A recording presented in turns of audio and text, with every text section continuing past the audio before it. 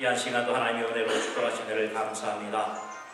오늘도 주 앞에 드려지는 이 산제사가 오직 하나님 앞에만 영광되게 하여 주옵시고 우리의 온전한 드림으로 이 자리가, 이 시간이 주님만을 기쁘시게 하는 시간 되어지기를 원합니다. 또한 이로 인하여 하나님의 시간도 말씀을 허락하여 주시게 될 때에 오늘 받아지는 우리에게 주시는 말씀을 통하여 우리가 영원한 하늘나라 소망 가운데 서게 하여 주시옵시고 또한 부활의 영광을 위하여, 부활의 영광의 참된 소망 가운데 관한 복된 시간이 될 수 있도록 인도하여 주시옵소서. 부족한 종 이 시간도 하나님의 말씀을 들고 단위에 섰습니다.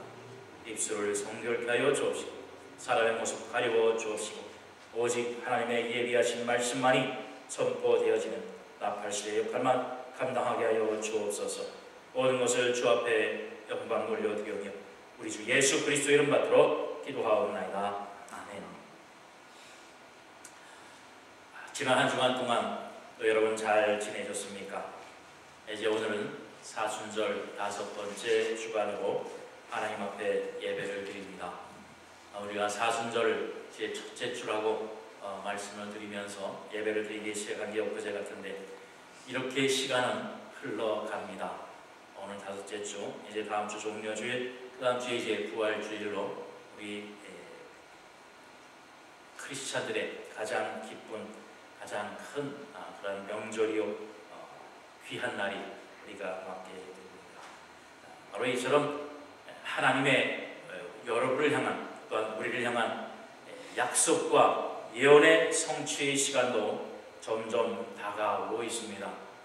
분명히 말씀을 통해서 말씀해 주신 대로 이 땅의 심판날의 약속이 이루어질 그날도 점점 우리를 향하여 다가오고 있습니다. 그러나 그 일이 있기 전에 우리에게 얼마나 많은 일들이, 또한 많은 사건들이, 또 많은 우리의 과정들이 있게 되어질지 그것은 누구도 모릅니다. 바로 그러한 일과 그러한 사건과 속에서 살아가는 것이 또 우리의 인생이요, 또 우리의 삶이요, 생활입니다. 어떤 사람은 우리의 인생을 여러분 잘 아시는 그 미로, 길이 여러 군데가 있어서 들어가는 문 하나요, 나가는 문은 하나인데 그 길을 헤매다가 결국은 나가는 길을 찾게 하는 그러한 게임을 가진 것, 그것이 우리의 인생의 길이다 라고 이야기를 했는데 그 말이 맞는 것 같습니다. 들어가는 길 하나요, 나가는 길은 좀 더 하나. 그런데 어느 누가 정말 올바른 길을 찾고 올바른 문을 향해서 나가느냐, 그러한 수많은 복잡한 일들 속에서 또 살아왔고 또 앞으로도 우리가 살아갈 것인데 그 미로를 제일 잘 찾고 빨리 찾는 방법이 뭐냐면 이미 그 길을 알고 있으면 됩니다. 모르면 헤매는데 알면 딱인 거예요. 그래서 오늘 제가 그 길을 여러분에게 알려드리려고 합니다. 이 인생의 미로의 길을 얼마나 빨리, 얼마나 편하게, 얼마나 안전하게 갈 수 있는가, 그 길을 알려드리겠습니다. 저는 우리가 오늘 본문에 나오는 그러한 내용을 먼저 알아야 되겠어요. 오늘 우리가 봉독한 본문을 보면 이제 예수님께서 여러분 잘 아시는 그 빌라도 법정 앞에 서서 빌라도 앞에서 심판을 받는 그러한 모습이 기록되어져 있습니다. 그래서 오늘 본문에 보면 몇 사람의 등장인물이 나오는데 바나바, 또 빌라도, 그리고 빌라도의 아내, 그리고 예수님, 그리고 군중입니다. 그 군중 속에는 대제사장과 또한 장로들과 바리새인들과 많은 유대인들이 등장하고 있는 바로 그러한 내용입니다. 그런데 그 예수님을 이 유대인들이 왜 빌라도의 법정 앞에 끌고 갔어야 했느냐? 이 예수를 죽이려고 하는 사람들은 대제사장, 장로들, 유대인들입니다. 그들이 예수님을 죽이려고 한다라고 하는 것, 그것은 그 민족, 그 나라 안의 일입니다. 그리고 이것은 어떠한 세상적인 일이 아니라 바로 종교적인 일입니다. 그렇다면 대제사장들과 또한 그 장로들과 그 바리새인들 자기들의 모임 안에서 그것을 끝내야 되는데, 그들이 아무런 방법을 써봐도 바로 이 자기들이 적대시하는 이 예수를 없이 할 수 있는 방법을 찾지를 못한 겁니다. 오늘 우리가 봉독한 윗부분에 보면 이제 대제사장 가야바 앞에 이제 예수님이 또한 신문을 받고 재판을 받는 바로 그러한 내용이 기록되어 있습니다. 예수님이 유대 땅에 말씀을 전하고 복음을 전하고 병자들을 고치고 또 하늘나라 천국의 복음을 전하게 될 때에 바로 그 내용이, 여러분 한번 생각해 보세요. 대제사장들, 장로들, 바리새인들, 유대인들, 그들은 종교적인 민족입니다. 하나님의 선택받은 선민이라고 했습니다. 그리고 하나님이 하시는 말씀의 대정 목적은 뭐라고 했어요? 그것은 하늘나라. 하나님의 구원의 역사로 하나님의 택하신 백성들은 하늘나라로 들림을 받는다 라고 하는 똑같은 명제입니다. 예수님이 전한 말씀이 다른 말씀이 아니에요. 회개하라, 천국이 가까웠느니라 했어요. 회개하라, 너희가 대제사장과 장로들과 서기관들을 다 물리치리라, 이렇게 하신 말씀이 아니에요. 회개하면 천국이 너희 것이 된다라고 하는 말씀입니다.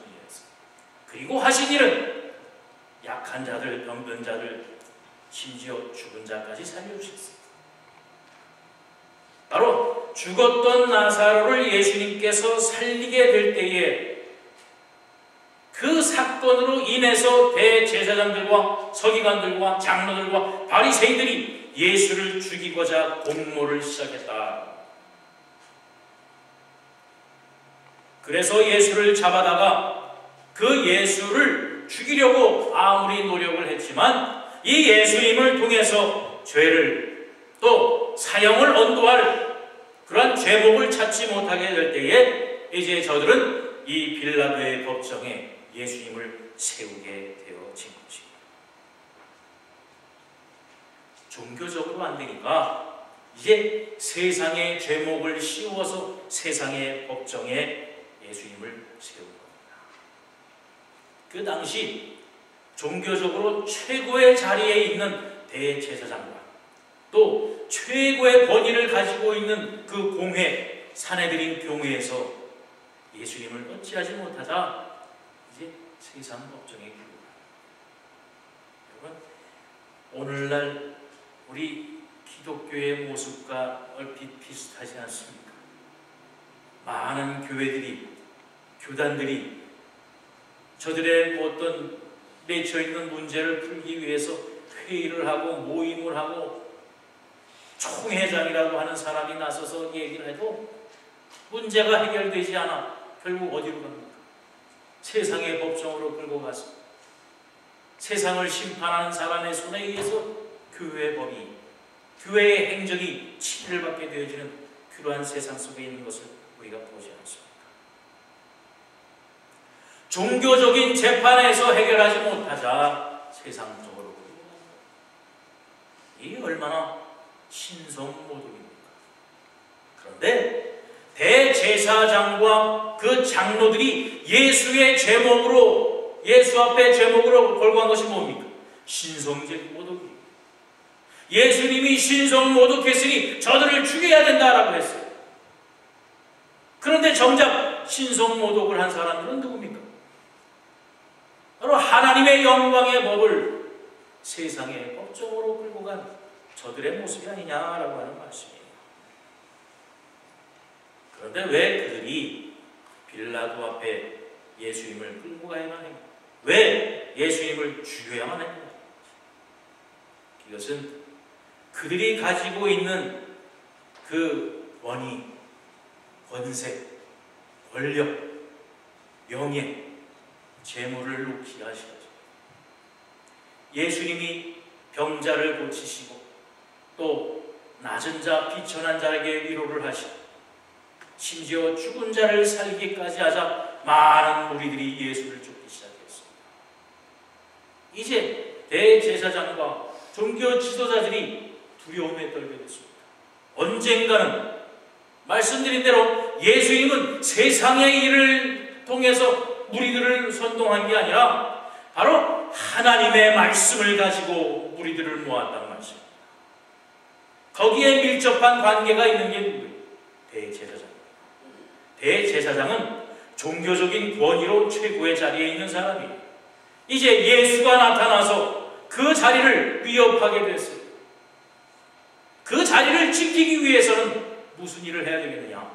바로 이 예수를 죽여야 되겠다라고 합니다. 자기가 가지고 있는 이 권위를 내려놓기 싫어서 결국은 예수를 죽이는 일에 앞장서는 겁니다. 죄도 없는, 또 선동하지도 않는, 오히려 무리가 모이면 그 무리를 피해서 한적한 곳으로 옮기시는 그 예수를 죽이기 위해서 저들이 공모를 했다라고 하는 것이에요. 여기에 문제가 있는 겁니다. 왜? 대제사장은 너무 많은 것을 가졌어요. 이미 명예를 가졌습니다. 권세를 가졌습니다. 존귀를 가졌습니다.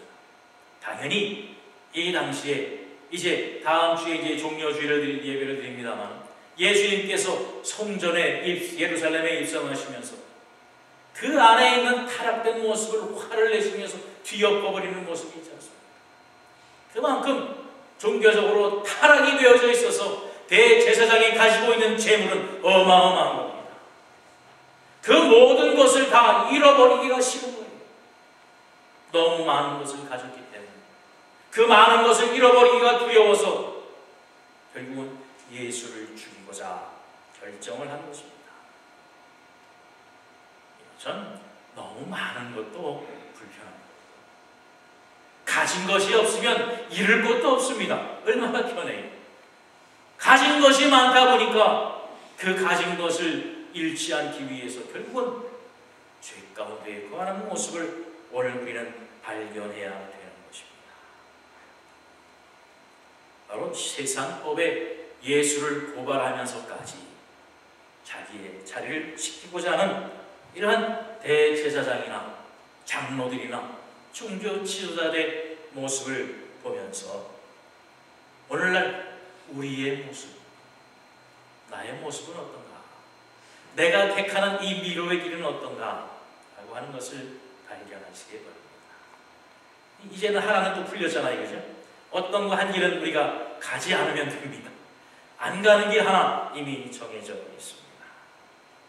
이제 빌라도의 문제입니다. 빌라도는 유대인도 아니고 로마인도 아닙니다.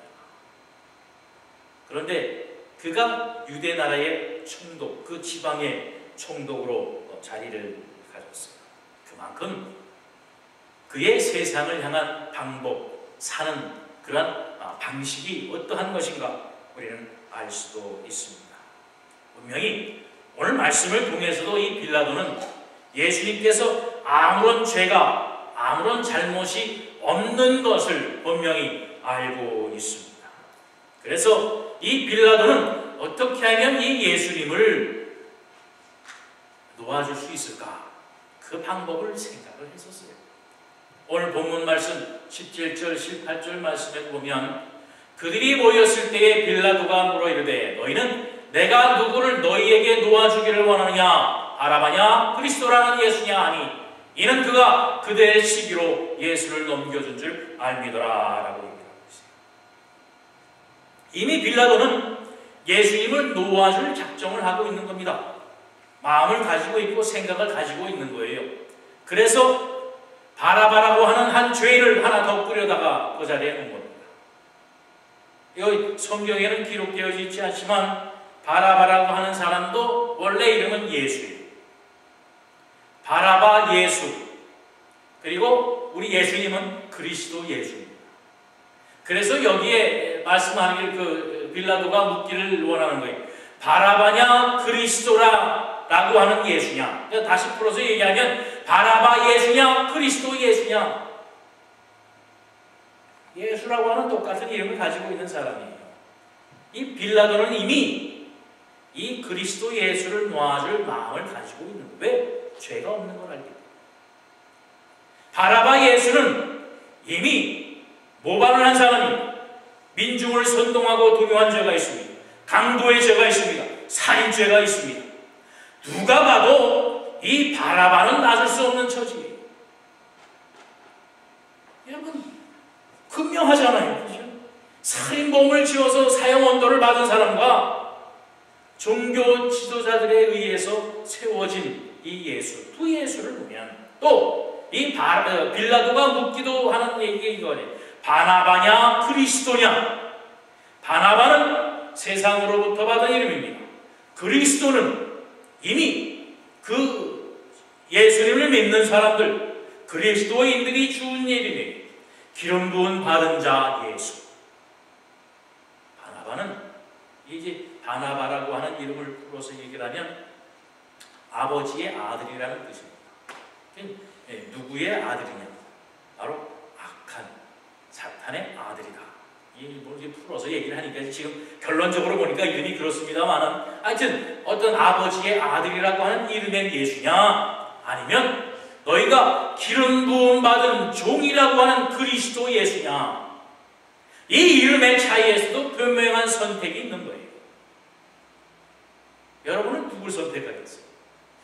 당연히 약간의 양심이나 신앙적인 찔림이 있다고 하면 여기까지구나, 그리스도 예수를 택해야 되지 않겠습니까? 그런데 대제사장과 이 유대인들은 바나바를 택합니다. 그만큼 그들의 눈에는, 그들의 마음에는 이제 가리워진 거예요. 인간적인 상식도, 인간적인 판단성도 이제 마비가 되어져 있는 상태인 것을 우리는 보게 되는 겁니다. 빌라도가 이 바나바 예수와 그리스도 예수를 세운 이유를 또 여기에서 얘기하고 있습니다. 뒤 부분 보면 이는 그가 그들의 시기로 예수를 넘겨준 줄 압니다. 바로 제사장과 장로들과 유대인들이 그저 종교적으로 예수님을 시기해서 한번 이제 본때를 보여주고 이제 다시는 이 사람들을 모으지 않고 또 사람들을 고치지 않고 천국 얘기를 하지 않게 하기 위해서 따끔하게 혼내주기 위해서 이제 세상 법정에 고발한 것으로 생각을 한 거예요. 이제 여기서 이만큼 창피당하고 이만큼 이제 모멸감을 당했으면 이제 그리스도 예수는 안 하겠지 라고 하는 생각을 가지고 종교 지도자들이 이 빌라도에게 예수님을 고발한 것으로 생각을 한 겁니다.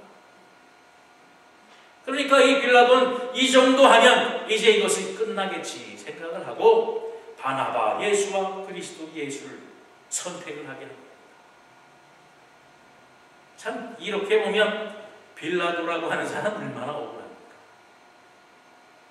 우리가 늘 사도신경 하면서도 본디오 빌라도라고 하는 이름은 늘 아주 못된 사람입니다. 문제는 알고 있었다. 이 빌라도는 진리를 알고 있었어요. 예수님이 죄가 없는 분인 것을 분명히 알고 있었습니다. 또 무슨 일이 있었냐면 창세기가 아니고 오늘 본문 저기 있는 말씀인데 제가 잘못 떠오르네요. 오늘 본문 말씀에도 보면 총독이 재판석에 앉았을 때에 그의 아내가 사람을 보내어 이르되 저 옳은 사람에게 아무 상관도 하지 마옵소서 그랬어요. 바로 빌라도의 아내가 예수님의 재판을 받기 그 전날 밤에 꿈을 꿨는데 이 예수님 때문에, 예수님으로 인한 사건 때문에 호난받는 아주 나쁜 꿈을 꿔서 이 빌라도에게 이야기를 합니다. 분명히 예수라고 하는 사람이 심판을, 재판을 받으러 올 텐데 당신은 결코 거기에 관여하지 마십시오. 당신도 그가 죄가 없는 것을 알고 모든 사람들이 아닐까 거기에 손을 대시오 라고 분명히 언지를 해줬어요. 이 모양을 보나 저 모양을 보나 예수님에 대한 판결은 분명히 결정이 되어져 있는 겁니다. 그런데 빌라도의 선택은, 빌라도가 선택한 미로의 길은 어디였습니까? 예수를 그들에게 내어주는 데까지 이르게 됩니다. 여러분, 이 빌라도의 아내의 그 이야기가 별로 큰 부분을 차지 아니하는 것 같죠. 이 빌라도의 아내는 클라우디아라고 하는 사람인데 훗날에 크리스찬이 되었다고 합니다. 물론 이 이야기를 보면 그전에도 예수에 대한 소식을 듣고 알고 있어서 그리스도에 대한 믿음이, 신앙이 있었던 사람인 것은 분명합니다.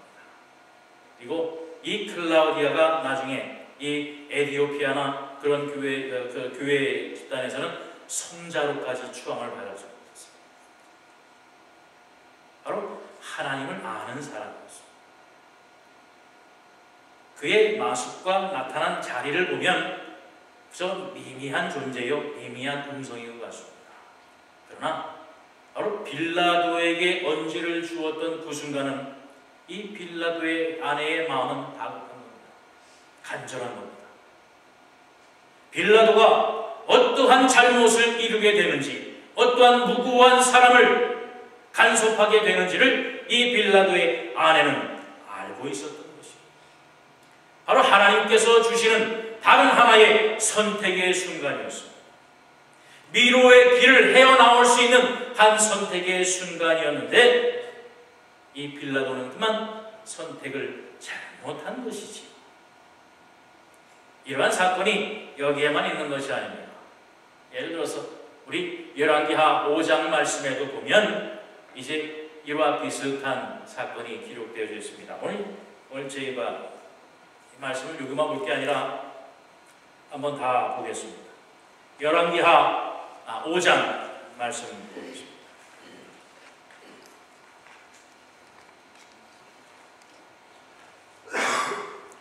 열왕기하 5장 1절부터 19절까지 말씀이 깁니다만은 우리가 그래도 한번 말씀을 읽어보겠습니다. 제가 천천히 봉독할 테니까 같이 한번 읽어보시기 바랍니다. 구약성경 567페이지입니다. 구약성경 567페이지 열왕기하 5장 1절로 19절까지의 말씀 보겠습니다.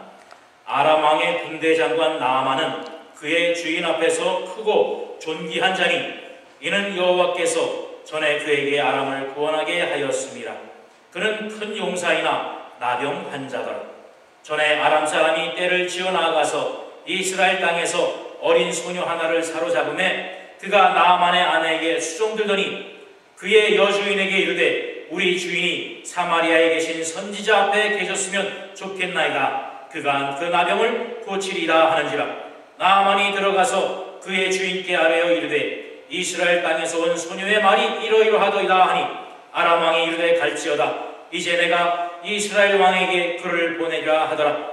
나아만이 곧 떠나세 은 10달란트와 금 6,000개와 의복 10벌을 가지고 가서 이스라엘 왕에게 그 글을 전하니 일러스되 내가 내 신하 나아만을 당신에게 보내오니 이 글이 당신에게 이르거든 당신은 그의 나병을 고쳐주소서 하였더라.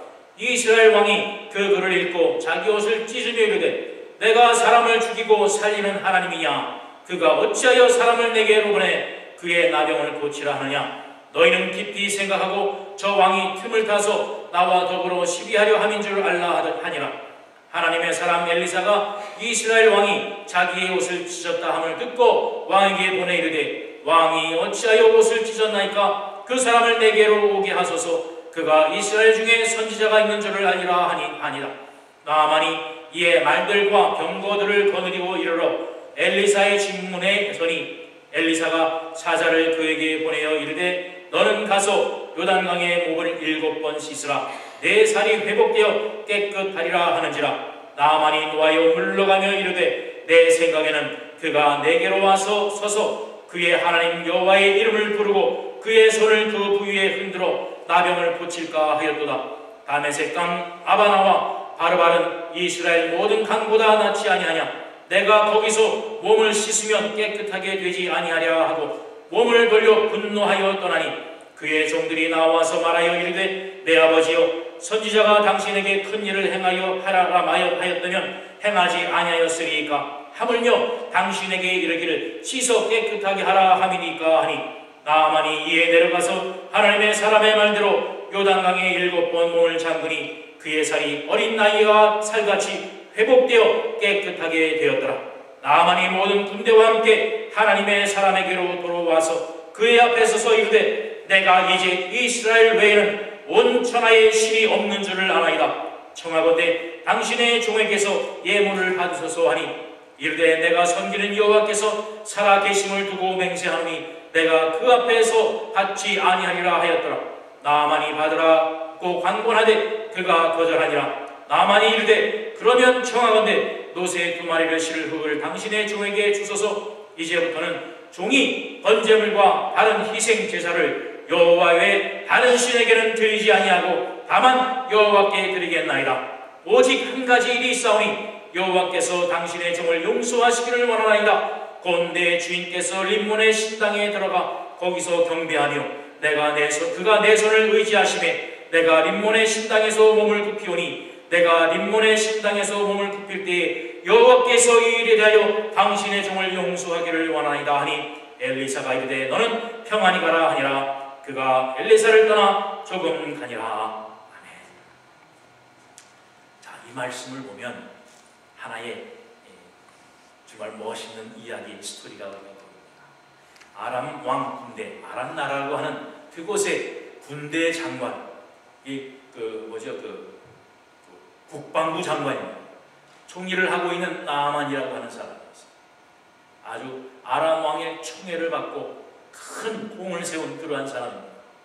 그런데 그가 나병에 걸렸어요. 문둥병입니다. 문둥병에 걸렸으니 얼마나 큰 공입니까? 그런데 그의 집안에 이제 이스라엘에서 전쟁 포로로 잡혀온 한 조그만 아이가 하나 있는데 그 아이가 나아만 장군 자기 집 주인이 나병이 있는 것을 알고 그것을 고칠 수 있는 방법을 넌지시 그 장군의 아내 되는 사람에게 말합니다. 저 병도 내가 잡혀온 이스라엘 나라에 가면 고칠 수가 있습니다. 그 말을 아내가 듣고 나아만 장군에게 이야기합니다. 작은 비천한 그 노예입니다. 노예. 한 조그만 어린 아이가 한 마디가 이 나아만 장군에게는 큰 위로의 말이에요. 왜냐하면 이게 높은 지위에 있는 사람이 그 작은 아이의 말에 귀를 기울일 수밖에 없는 것은 그만큼 가지고 있는 고민과 고통이 큰 겁니다. 그 말을 듣고 이제 아람 왕에게 이야기합니다. 내가 이제 이스라엘 나라에 가서 내 병을 고쳐야 되겠습니다. 보통 또 아람 왕 같으면 우리의 노예의 나라나 마찬가지입니다. 아니 여기서도 못 고치는데 거기 가서 뭘 하겠느냐 라고 하지만 이 아람 왕은 또한 나아만에 대한 총애가 얼마나 큰지 모릅니다. 무슨 방법을 써서든지 내가 병을 나으면 내가 좋겠다 해서 이스라엘 왕에게 편지까지 써줍니다. 너는 이 사람을 잘 접대하고 이 사람의 병을 낫게 해주라. 그리고 예물까지도 어마어마한 재물까지도 이제 함께 보냅니다. 당연히 이 나아만이나 아람 왕이 생각할 때는 이스라엘 나라의 병을 고칠 수 있다라고 하면 정말 이스라엘 왕이나 아주 존귀한 사람의 것으로 생각을 하고 이스라엘 왕에게 갔습니다. 그리고 아람 왕이 전한 편지입니다. 그러자 이스라엘 왕이 큰일 났습니다. 자기가 어찌 사람을 죽이고 살릴 수도 못하는데 이 나아만 왕의 장관의 그 병을 내가 고칠 수 있겠느냐. 이스라엘 왕이 생각하기를 이제 아람 왕이 우리나라를 쳐서 다시 한번 자기의 그 전쟁의 도구로 삼으려고 공격을 하려고 이제 꼬투리를 잡으려고 하는구나. 이제 이 나아만 장군의 왕을 병을 고치지 못하면 명을 거역했다고 해서 또 한 번 이스라엘 나라를 쑥대밭으로 만들겠구나. 벌벌벌 떨면서 이 길이 큰일 났다고 난리를 친 겁니다. 이제 엘리사가 그 소리를 듣고 왕이여 고민하지 마소서. 그 나아만 왕을 나에게 보내소서 하는 거예요. 그리고 나아만 왕이 엘리사 앞에서 서기도 전에 이 엘리사가 사자를 보내서 요단강에서 7번 몸을 씻으라. 아람 왕이 이스라엘 왕에게 공문서까지 써서 보낸 그 나아만 장군이 이제 엘리사 앞에 오기도 전에 만나지도 않고 자기의 종을 보내서 7번 요단강에 물을 씻으며 나을 것이요 편지를 전합니다. 이 나아만 장군이 자존심이 상했어요. 감히 네가 누군데 나를 만나지도 않고 나에게 그것도 보면 사자라고 했잖아요. 종이나 마찬가지입니다. 친부름꾼을 보내서 편지 조각 글종이 조금 해서 요단강에 7번 몸을 담그라.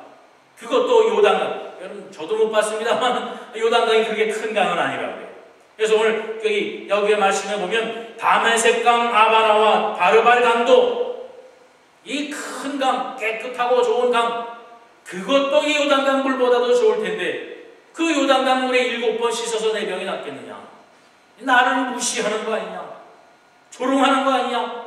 화를 내고 돌아가려고 할 때에 이 나아만 장군 밑에 있던 종들이라고 했어요.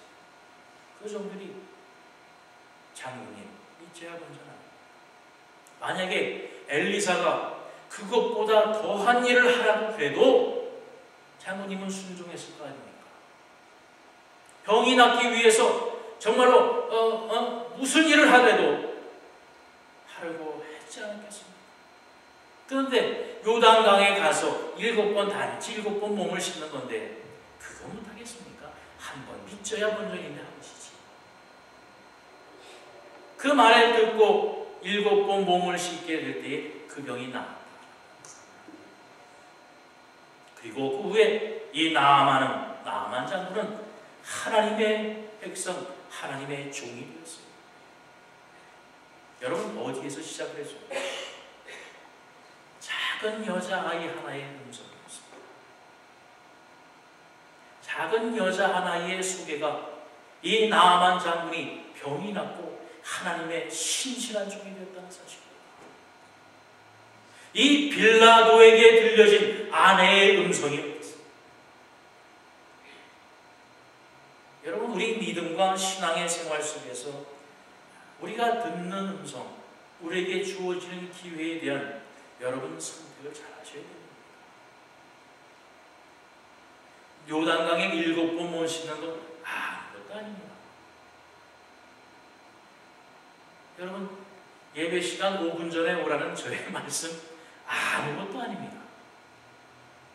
나만 장군 같지 않겠어요? 무슨 5분, 기왕이면 10분 전에 와서 통성기도하고 열심히 쎄쎄쎄하고 그리고 준비를 하고 예배를 드려야 거룩한 예배가 되어지겠지. 5분 전 기껏 와서 뭐 5분 일찍 오나 안 오나 뭐가 다르겠습니까?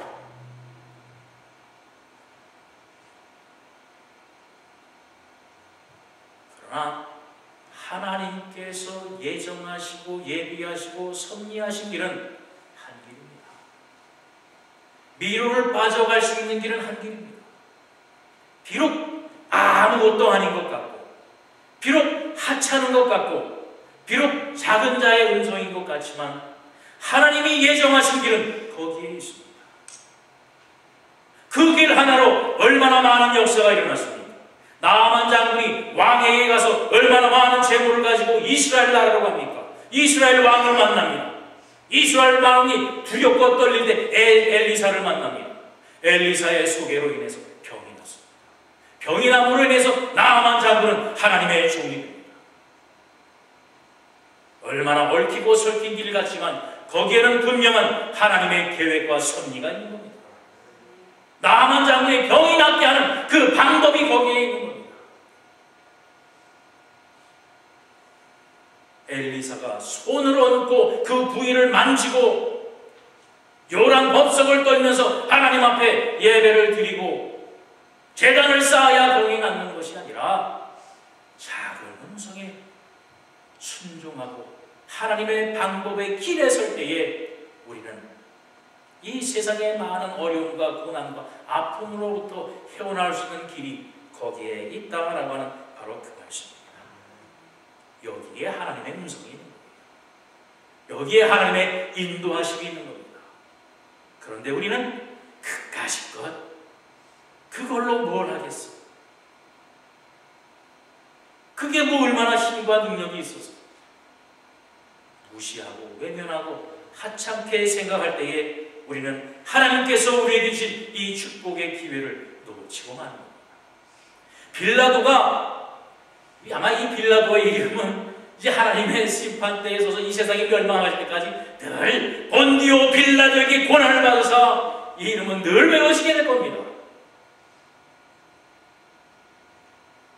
잘못된 선택으로 인해서 이 빌라도는 영원히 우리 그리스도인들의 적이 되어버리고 말았어요.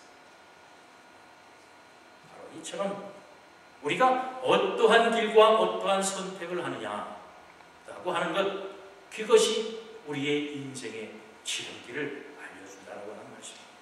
그 다음에 군중이 있습니다. 아까도 말씀드렸지만 예수님 앞에 나온 군중들이 누구라고 그랬어요? 대제사장과 장로들과 유대인들. 그들이 예수님을 빌라도의 앞에 넘기는 겁니다. 그들이 씌웠던 죄명, 예수를 신성 모독죄로 고발했던 그 죄명도 안 돼요. 또 이제 국가 반란 모독죄로 고발한 것도 이제 안 돼요. 분명히 빌라도는 그것을 알고 있었습니다. 그런 그들이 요구한 것이 뭐냐면 무조건적으로 예수를 죽이자. 오늘 본문 20절 말씀에도 보면 대제사장들과 장로들이 무리를 권하여 바라바를 달라게 하고 예수를 죽이자 하게 할 때였어요. 분명히 이제 상황은 그리스도 예수는 죄가 없는 것으로 보여집니다. 그 순간이 되자 대제사장과 장로들이 무리에게 어떻게 했다고 그래요? 무리들을 권하였어요. 이제 분명히 상황이 바뀌어지니까 대제사장과 장로들과 바리새인들이 이제 모여있는 유대인들에게 안 된다. 너희들이 여기에서 이제 포기하면 안 된다. 우리가 계획한 대로 밀고 가야 된다. 그들을 권하고 부추겨서 결국은 바라바를 놓게 하고 예수를 죽이자. 바로 군중들이 그것을 선택합니다. 군중들이 누구예요? 유대인들이 하나님을 믿는 사람. 저들도 분명히 잘되고 잘못된 것은 알고 있어요. 그런데 저들은 대제사장과 장로들의 속삭임에 그들의 양심을 또한 팔아. 오늘날도 세상의 법정에 나간 그 교회 문제들 보면 분명히 진리와 거짓은 있어요. 그렇죠? 어떤 건 하나는 진리고 어떤 건 하나는 거짓입니다. 그런데 싸우는 모습을 보면 물론 진리 편의 성분도 있습니다. 그 반대편의 성분 무리들도 분명히 있어요. 뻔히 아닌데도 그 일에 동참을 해서 세상적으로도 마찬가지지 않습니까? 오래전에 있었던 우리 하나의 그 촛불 집회, 그게 무슨 병이었어요? 시청 앞에 모여서 광우병. 그것 때문에 나라가 망한다, 국민을 죽인다, 난리를 쳤어요. 어느 하나 증거도 올바른 것 없는데 무리를 선동하게 될 때 정말 온 나라를 뒤집어 먹을 것 같이 촛불들을 들고 어린 아이의 유모차를 들고까지 무리를 선동해서 거짓된 것이 참인 양 외치고 곤란을 겪었지 않았습니까? 바로 그러한 모습으로 예수를 팔아 넘기는 장면을 우리가 오늘 봅니다. 여러분, 어느 길에 서야 되겠습니까? 여러분의 결정이 어디에 있어야 되겠습니까? 무엇이 참인지 무엇이 거짓인지 여러분 분명히 알지 않습니까? 내가 세상을 살아가면서 나에게 당하는 많은 일들과 사건 속에서 내가 어느 길을 가야 되는지 분명히 알고 있지 않습니까? 그런데 대제사장과 같이, 이 장로들과 같이 내가 가지고 있는 것을 놓지 않기 위해서, 이것을 어떻게 하든 쥐고 있기 위해서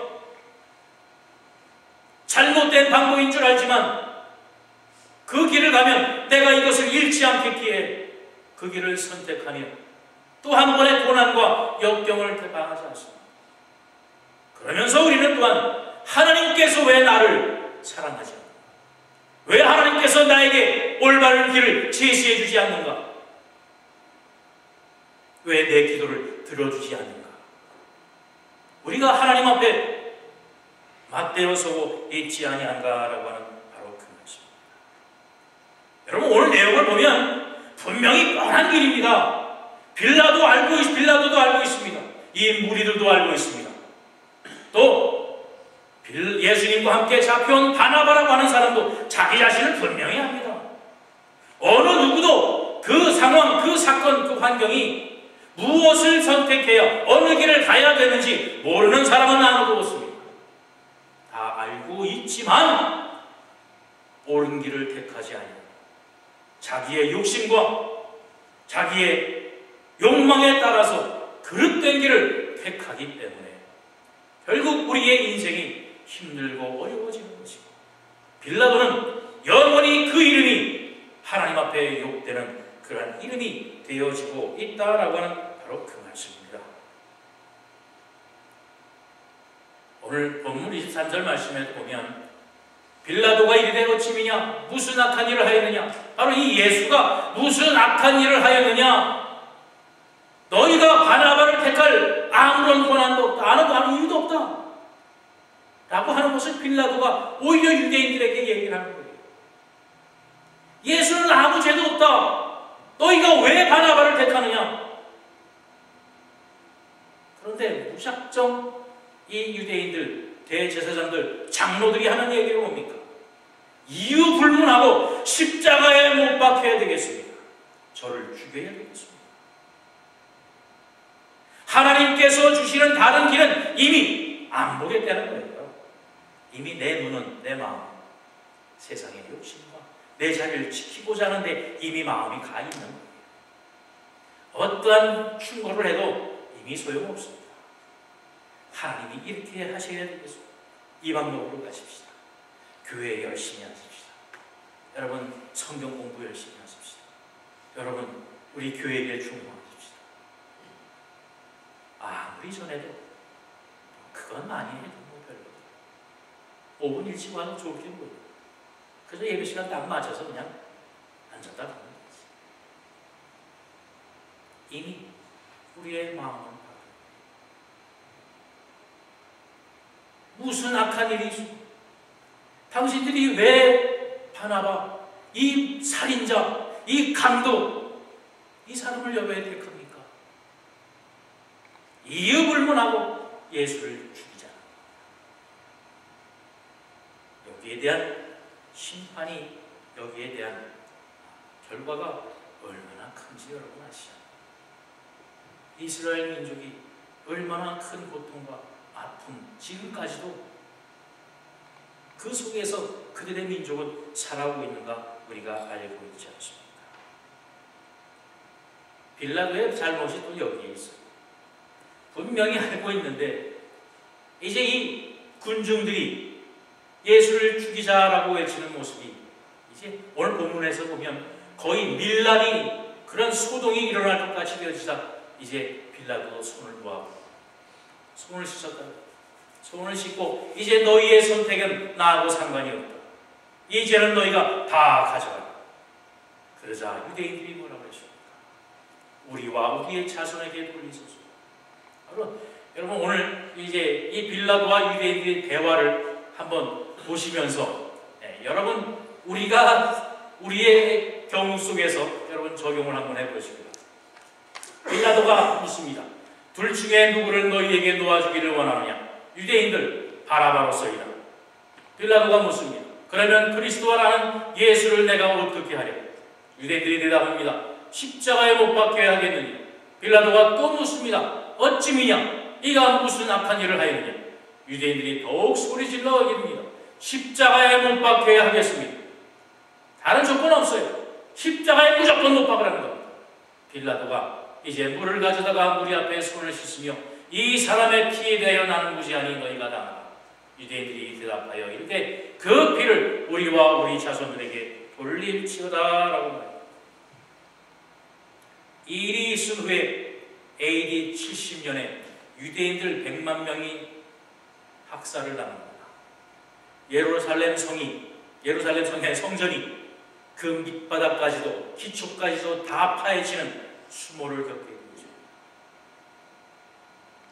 로마 장군 디도 장군이 로마 군병들을 들고 와서 집집이 숨어있는 유대인들을 찾아내서 100만이라고 하는 사람을 살리고 그랬어요. 9만 5천의 포로를 끌고 그랬어요. 하나님 앞에 예배하는 거룩한 성전이 밑등도 다 드러날 정도로 파괴가 되어지는 그러한 사건이 일어나게 되어지는 것입니다. 분명히 오늘 제가 여러분에게 미로의 길을 알려드렸습니다. 우리의 선택은 어떠한 것을 선택해야 됩니다. 분명히 들어오는 길은 하나고 나가는 길은 하나입니다. 어떠한 길을 선택해야 될든지 여러분의 선택 속에서 우리 다가오는 하나님의 심판의 날, 그 날을 맞게 되시기를 바랍니다. 오늘 우리 사순절 5번째 주의 시간을 지나면서 예수님께서 왜 십자가에 못 박혀 죽으시고 부활의 영광을 우리에게 소망으로 주셨느냐, 이것은 이 미로의 길을 잘 빠져나가서 올바른 나아가는 길로 나아가게 하기 위함입니다. 그 미로의 길을 여러분에게 드렸습니다. 이제 그 미로의 길을 여러분이 얼마나 선택하고 찾고 바라보면서 가느냐, 거기에 여러분의 인생이 달려 있습니다. 오늘 이 한 시간을 통해서 하나님께서 주신 정말 이 비밀의 열쇠를 꼭 쥐고 이제 부활의 영광, 참된 소망 위에 서게 되는 여러분과 제가 되기를 주님의 이름으로 축원드립니다. 기도하겠습니다. 사랑해 주님 감사합니다. 오늘도 이제 예수 그리스도의 십자가의 은혜, 또한 부활의 영광의 소망을 가진 우리 하늘연 재단의 모든 성도들, 이제도 우리 주님께서 우리에게 약속하신 그 마지막 날, 하나님의 날에 당하며 또한 그 이전에 우리가 살아야 할 이 세상의 인생의 삶 속에서 어떻게 해야 잘 살고, 어떻게 해야 정말 지름길로 또한 하나님의 주신 축복의 길로 우리의 인생을 살아드릴까, 아버지여 귀한 길을 열어주신 하나님의 은혜에 참으로 감사합니다.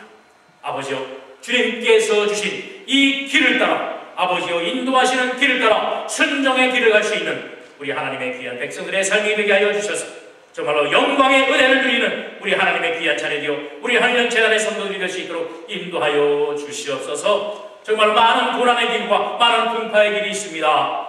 그 모든 어려움과 아픔의 고난의 순간을 겪지 아니하도록 하나님이여 하나님의 주시는 음성과 아버지 주시는 선택의 길에 올바른 참된 진리의 길로 걸어갈 수 있는 우리 하나님의 귀한 백성들이 될 수 있도록 우리 하늘연 재단의 모든 성도들이 될 수 있도록 아버지여 축복하여 주시옵소서. 감사드리며 예수 그리스도의 이름 받들어 간절히 기도하옵나이다.